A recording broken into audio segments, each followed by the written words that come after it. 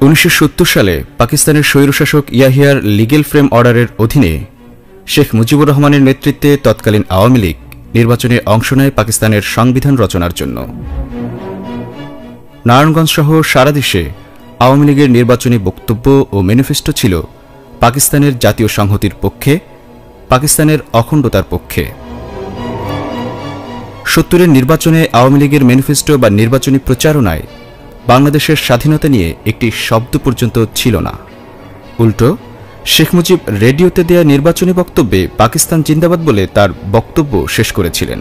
মুজিব শেষ পর্যন্ত এই পাকিস্তান জিন্দাবাদকে রক্ষা করতেই কাজ করে গেছেন এবং স্বায়ত্তশাসন দাবির আড়ালে মূলত স্বাধীনতা আন্দোলনকে স্তব্ধ করে দিতে কাজ করেছেন।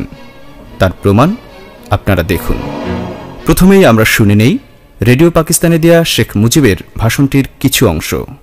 We believe that with the support and confidence of the people which our party enjoys, we shall inshallah be able to successfully to meet the challenge.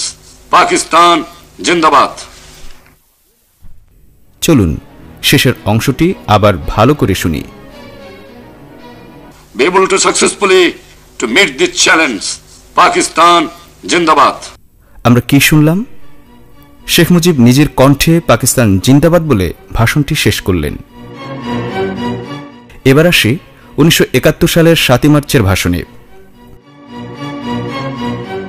Siddique সালেকের witness to surrender গ্রন্থ থেকে জানা যায়, শেখ মুজিব 7 মার্চের ভোররাতে পাকিস্তানের প্রেসিডেন্ট ইয়াহিয়ার সাথে ফোনে আতাত করলেন এবং ইয়াহিয়ার পরামর্শ ও নির্দেশে সিদ্ধান্ত নিলেন তিনি 7 মার্চের ভাষণে স্বাধীনতার ঘোষণা দিবেন না। কিন্তু বাংলাদেশের সেনাবাহিনী সহ অন্যান্য বাহিনীর বাঙালির সদস্যরা এবং স্বাধীনতাকামী 7.5 কোটি মানুষ যেহেতু স্বাধীনতা যুদ্ধের ঘোষণার জন্য উন্মুখ হয়েছিলেন, সেহেতু তাদের চাপ থেকে রক্ষা পেতে শেখ মুজিব ঢাকা ক্যান্টনমেন্টের জিওসি খাদিম হোসেন রাজার কাছে সাহায্য চাইলেন এবং বললেন তাকে যেন পাকিস্তান আর্মির হেফাজতে নেওয়া হয়, যার প্রমাণ রয়েছে উইটনেস টু সারেন্ডার গ্রন্থের 53 নং পৃষ্ঠায়। বাংলাদেশের মানুষের স্বপ্ন ও আকাঙ্ক্ষাকে বিলীন করে পাকিস্তানের বর্বর ইয়াহিয়ার স্বপ্ন পূরণ করতে 7 মার্চের ভাষণে স্বাধীনতার ঘোষণা দিলেন না শেখ মুজিব। যখন বাংলাদেশের মানুষ প্রস্তুত যুদ্ধের জন্য, স্বাধীনতার জন্য, তখন শেখ মুজিব স্বাধীনতা ঘোষণার বদলে যুদ্ধের প্রস্তুতি নেয়ার ভণ্ডামে আহ্বান জানালেন, যা কোনোভাবেই জনমনের প্রত্যাশা পূরণ করেনি।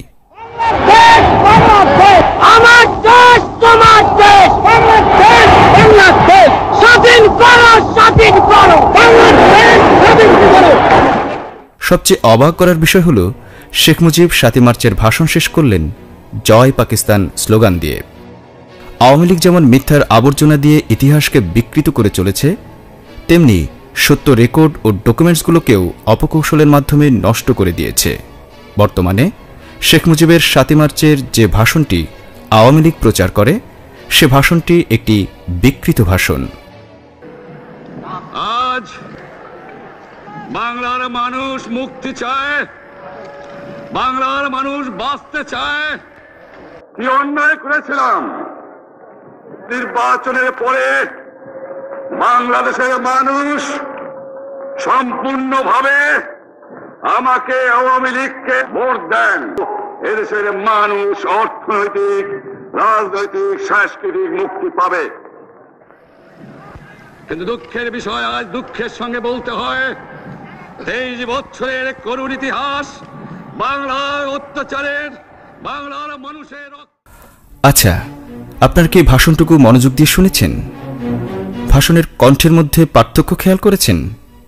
নিশ্চয়ই আপনারা লক্ষ্য করেছেন যে বর্তমানে প্রচারিত শেখ মুজিবের ভাষণটি এডিট করে নেওয়া হয়েছে, যে কারণে ভাষণের এক এক অংশের কণ্ঠ এক এক রকম হয়ে গেছে। আচ্ছা, এবার আসি ভাষণটির শেষ অংশে। এবারে সংগ্রাম আমাদের মুক্তির সংগ্রাম, এবারে সংগ্রাম স্বাধীনতার সংগ্রাম। জয় বাংলা। শুধু কণ্ঠ নয়, বাক্য প্রক্ষেপণের মধ্যেও অসামঞ্জস্য রয়েছে। এখানে মূলত জয় পাকিস্তান অংশটা ফেলে দিয়ে জয় বাংলাটুকু লাগানো হয়েছে। আরও প্রমাণ দিচ্ছি। এবারের সংগ্রাম স্বাধীনতার সংগ্রাম যখন বলছেন, তখন শেখ মুজিবের সরাসরি মুখ দেখা যাচ্ছে, অর্থাৎ শেখ মুজিব যে নিজের কণ্ঠে বলেছেন সেটি ভিডিওতে দেখা যাচ্ছে। কিন্তু যখন জয় বাংলা বলছেন, তখন শেখ মুজিবকে না দেখিয়ে উপস্থিত জনগণের ফুটেজ দেখানো হচ্ছে। কারণ কি? কারণ এটাই যে শেখ মুজিব জয় পাকিস্তান বলে তার ভাষণ শেষ করেছিলেন। তবে সত্যকে বেশি দিন ছাইচাপা দিয়ে রাখা যায় না। শেখ মুজিবের আসল বক্তব্যটি এবার আবিষ্কৃত হয়েছে। শুনুন সেই অংশটুকু। বাংলা, জয় পাকিস্তান, জয় বাংলা, জয় পাকিস্তান। জয় পাকিস্তান বলে 7ই মার্চ যে শেখ মুজিব ভাষণটি শেষ করেছিলেন তার আরও প্রমাণ রয়েছে। 7ই মার্চে শেখ মুজিবের ভাষণের সময় মঞ্চের সামনে বসে বক্তব্য শোনা প্রখ্যাত সাংবাদিক ও বাম রাজনীতিক নির্মল সেন তার আমার জীবনে ৭১-এর যুদ্ধ বইয়ে উল্লেখ করেছেন যে একথা সত্য, শেখ সাহেব 7ই মার্চের বক্তব্যের শেষ দিকে বলেছিলেন, জয় বাংলা, জয় পাকিস্তান। এছাড়াও নির্মল সেন আরও লিখেছেন যে শেখ সাহেব কেন জয় পাকিস্তান বলেছিল সে বিষয়ে তিনি তাকে জিজ্ঞেস করেছিলেন। তখন শেখ সাহেবের মুখ কালো হয়ে গিয়েছিল। তখন তিনি বললেন, আমাকে স্বাধীনতার ঘোষণা দিতে হলে অনেক পথ অতিক্রম করতে হবে। এছাড়াও বিচারপতি মোহাম্মদ হাবিবুর রহমানের লেখা বাংলাদেশের তারিখ গ্রন্থের প্রথম সংস্করণে, কবি শামসুর রহমানের কালের ধুলোয় লেখা নিবন্ধে এবং মঞ্চে বসে ভাষণ শোনা মোহাম্মদ তাজামুল হোসেনের বাংলাদেশের স্বাধীনতার ঘোষক প্রসঙ্গ নিয়ে শেখ হাসিনা মুজিবকে ছোট করেছেন নামক নিবন্ধে মুজিবের জয় পাকিস্তান বলে ভাষণ শেষ করার প্রমাণ রয়েছে।